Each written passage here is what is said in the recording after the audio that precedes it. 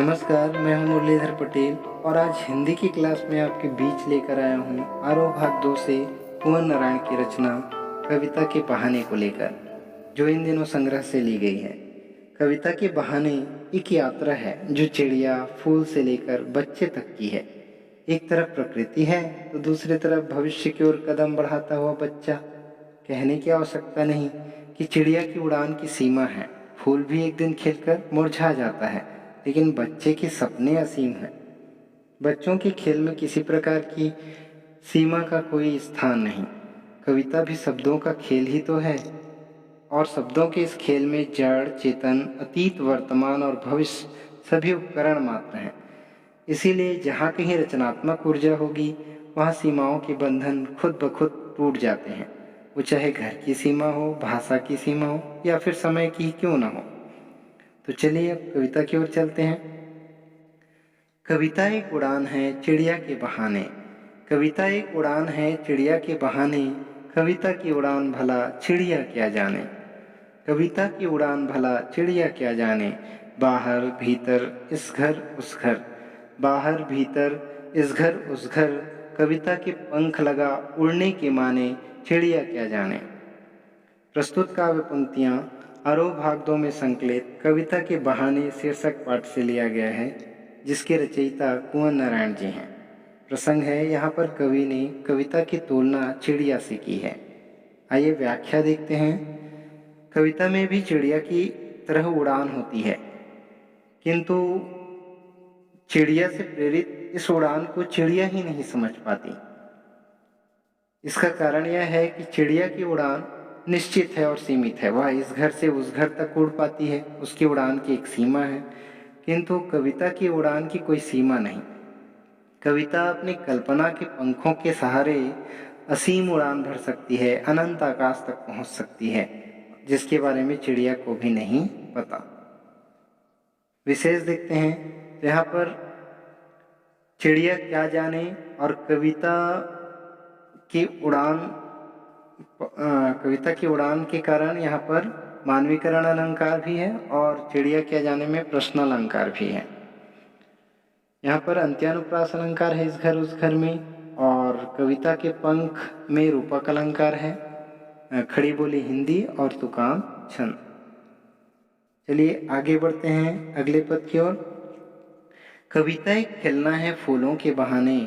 कविता एक खिलना है फूलों के बहाने। कविता का खिलना भला फूल क्या जाने। बाहर भीतर इस घर उस घर, बिना मुरझाए महकने के माने, बिना मुरझाए महकने के माने, फूल क्या जाने। यहाँ पर कवि ने कविता की तुलना फूलों के खिलने से की है। कवि लिखते हैं कि कविता एक खिलना है फूलों के बहाने। कविता का खिलना या कविता का विकास भी फूलों के खिलने जैसा ही है।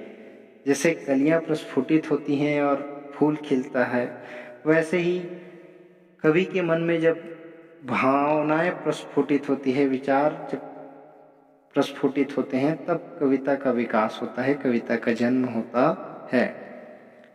और फूल जिस तरह खिलकर बाहर और भीतर को इस घर से उस घर को सुगंधित कर देता है, सुरभित कर देता है, जब तक कि वो खिला रहता है, वैसे ही कविता भी एक खिलती है तो अपने प्रभाव से सबको आनंद प्रदान करती है, आनंदित करती है, अपने प्रभाव सब पर छोड़ती है। किंतु फूल की महक की एक सीमा है। फूल जब तक खिला रहता है, ताज़ा रहता है, तब तक वो सुगंध देता है, लेकिन मुरझा जाता है तो उसकी सुगंध समाप्त हो जाती है।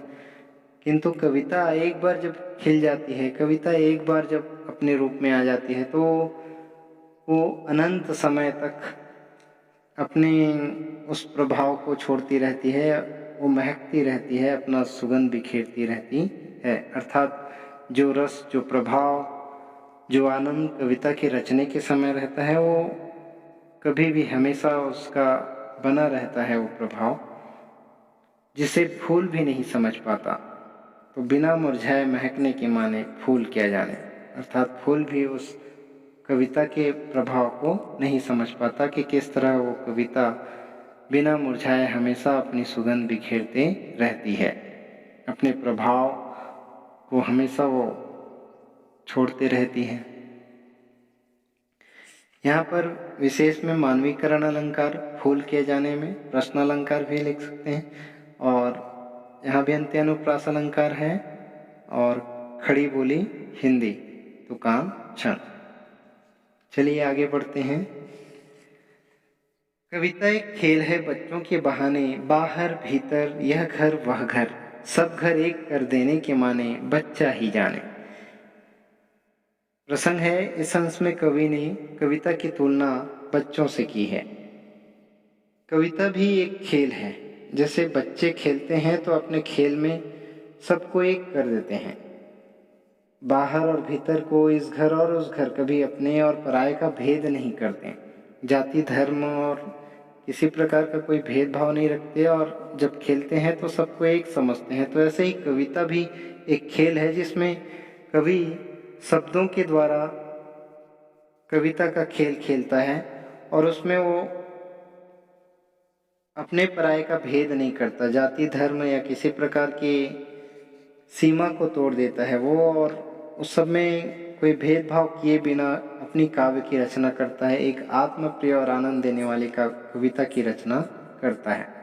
तो जैसे बच्चे इस घर से उस घर सबको एक कर देते हैं, तो वैसे ही कवि भी अपने रचना के विषय को या रचना को किसी प्रकार का भेदभाव किए बिना, किसी प्रकार का कोई अंतर किए बिना रचना कर देते हैं, कविता की रचना करते हैं, जिसे बच्चे में सबको आत्मसात करने का गुण है, वैसे ही कविता में भी यही गुण है, अपने पराये का भेदभाव वो मिटा देते हैं।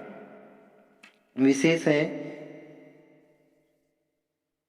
यहाँ पर अंत्यानुप्रास अलंकार, खड़ी बोली हिंदी और बच्चों की समरसता के भाव का वर्णन किया गया है। चलिए अब इस कविता से संबंधित प्रश्नों को देखें। प्रश्न 1 है, इस कविता के बहाने बताएं कि सब घर एक कर देने के मायने क्या हैं। उत्तर होगा, इस कविता में सब घर एक कर देने के मायने हैं जाति धर्म, छोटे बड़े, ऊंच नीच, अमीर गरीब और अपने पराये के भेदभाव को मिटा के आपसी एकता, भाईचारा और सामाजिक समरसता के भाव को लाना। जैसे छोटे बच्चे आपस में खेलते हैं तो सारे भेदभाव को मिटा देते हैं, अपने पराये का भेद मिटाकर खेलते हैं, वैसे ही कवि के हृदय में भी भेदभाव रहित देश और समाज को एकता के सूत्र में बांधने का ही भाव मुख्य होता है। वो जब शब्दों और वाक्यों से खेल करते हुए कविता की रचना करता है। प्रश्न 2 है, उड़ने और खेलने का कविता से क्या संबंध बनता है। तो उड़ने और खेलने का कविता से गहरा संबंध बनता है। कविता की उड़ानें वास्तव में कवि हृदय की ऊंची कल्पनाएं, भावनाएं होती है जो असीमित होती है, और खिलना विकास का प्रतीक है। जैसे पुष्प खिलकर वातावरण को सुगंधित सुरभित कर देता है, वैसे ही कविता की उड़ान मानव मात्र में मस्तिष्क के हृदय की उड़ान है, और वैसे ही संतप्त हृदय, दुखी हृदय को कविता आनंद प्रदान करती है, नई ऊर्जा और शांति प्रदान करती है। प्रश्न 3 है, कविता और बच्चे को समांतर रखने के क्या कारण हो सकते हैं। तो बच्चे खेलते हैं तो सब घर एक कर देते हैं, वे किसी विशेष घर तक सीमित नहीं रहते, अपने पराये का भेद नहीं मानते। वैसे ही कविता का विषय भी समाज के प्रत्येक वर्ग और देश काल से संबंधित होता है, वो भी भेदभाव से रहित होता है, और कवि की कल्पना शब्द सीमा का क्षेत्र भी असीमित होता है, और बच्चों के खेल के तौर तरीके और क्षेत्र भी असीमित होते हैं। इसी तरह बच्चे और कविता को समांतर रखा जा सकता है। अगला प्रश्न है, कविता के संदर्भ में बिना मुरझाए महकने के मायने क्या होते हैं। तो कविता के संदर्भ में बिना मुरझाए महकने के मायने हैं कि फूल खिलकर अपनी सुगंध बिखेर कर कुछ समय पश्चात मुरझा जाते हैं, किंतु कविता के भाव, उनके विचार और संवेदनाएं और उससे जो रस उत्पन्न होता है वो अनंत काल तक लोगों के हृदय में, मन मस्तिष्क में जीवित रहता है, ताजगी प्रदान करता है। और जिस समय वो कविता रची गई है वही रस, वही प्रभाव हजारों वर्ष के बाद भी पाठक को मिलता है। तो इस तरह कविता की जो सुगंध है वो युगों युगों तक देश और समाज में बिखरती रहती है, वो कभी मुरझाती नहीं है।